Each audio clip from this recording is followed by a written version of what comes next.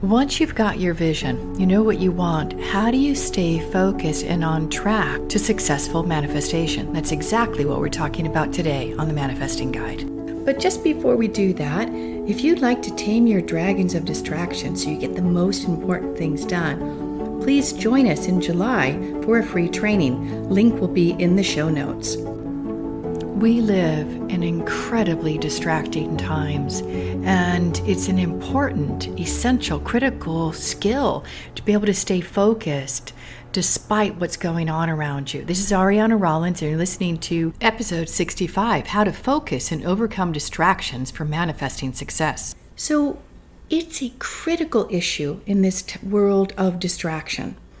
I don't know about you, but sometimes I can feel like a brand new dog coming outside for the first time and seeing a squirrel and running after it, or a car and getting startled.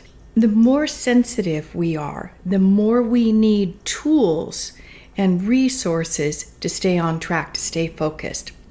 So we're going to go into mastering the art of focus with these 3 keys. And it's something that I developed for myself, as always. I'm my biggest guinea pig.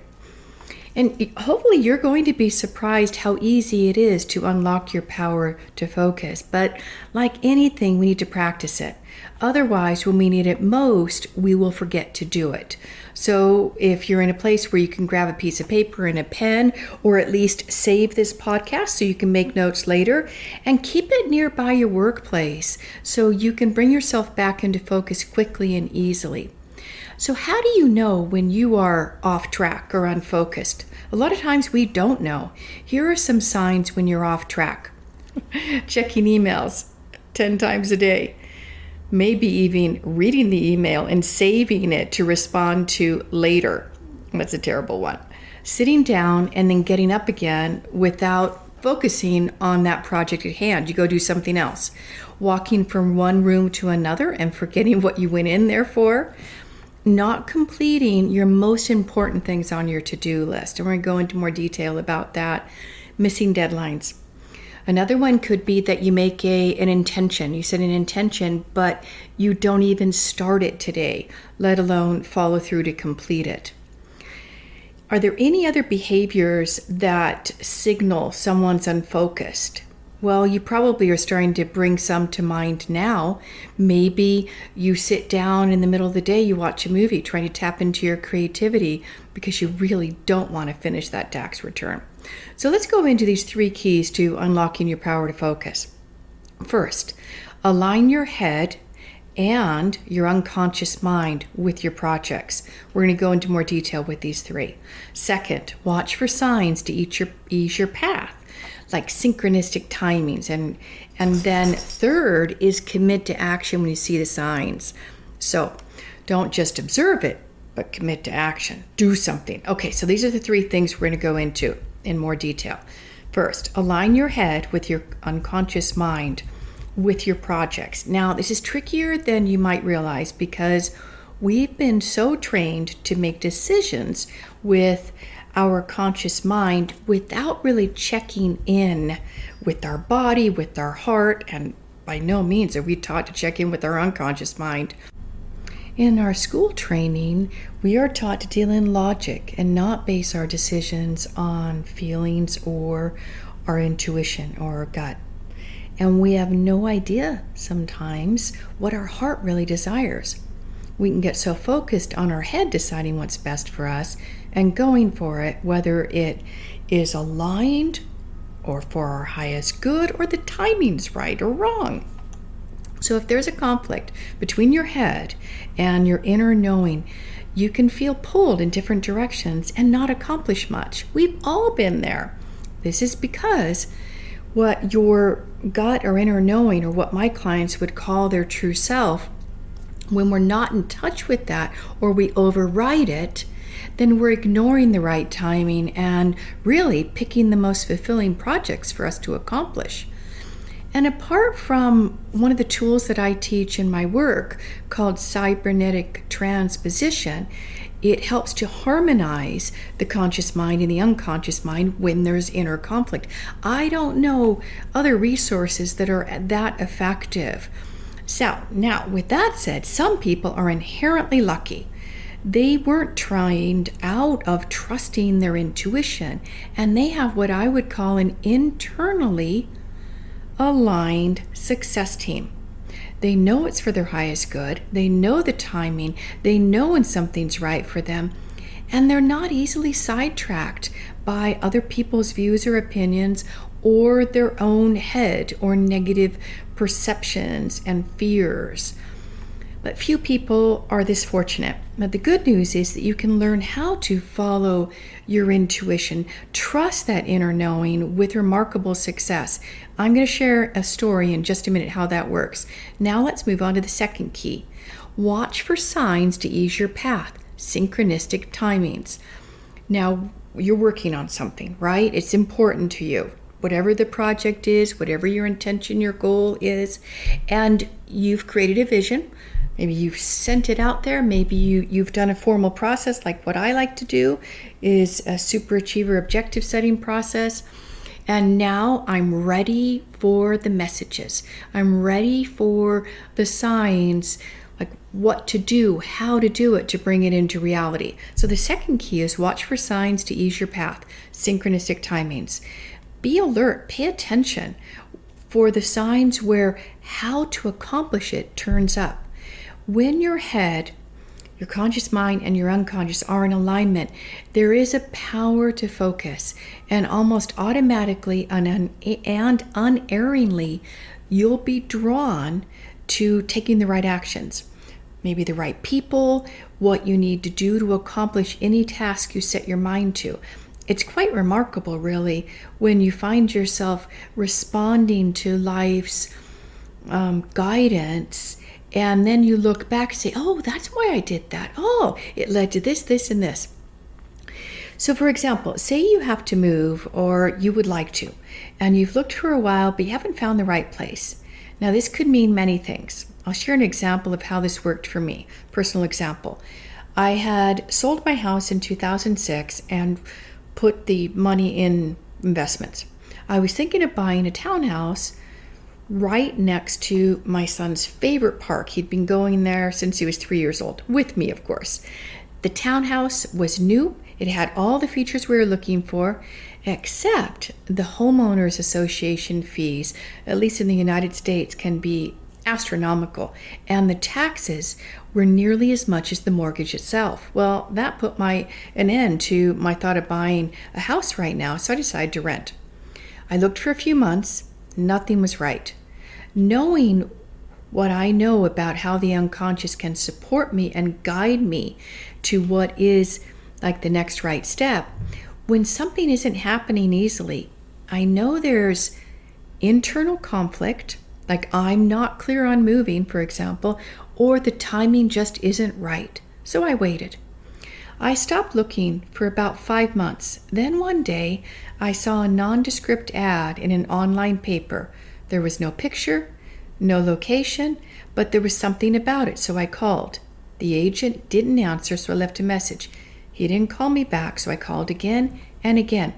I was persistent because something kept pushing me. Finally, after about a week, the agent called. As I was driving to see it, I'm following, the navigation and turning this way and that way. It dawned on me that the house was exactly in the neighborhood that I was considering buying in these brand new townhomes. As I walked into the unit, I knew I could live there. I knew it was the right place for me. So right then and there, I gave the realtor cash for the deposit and I faxed the application.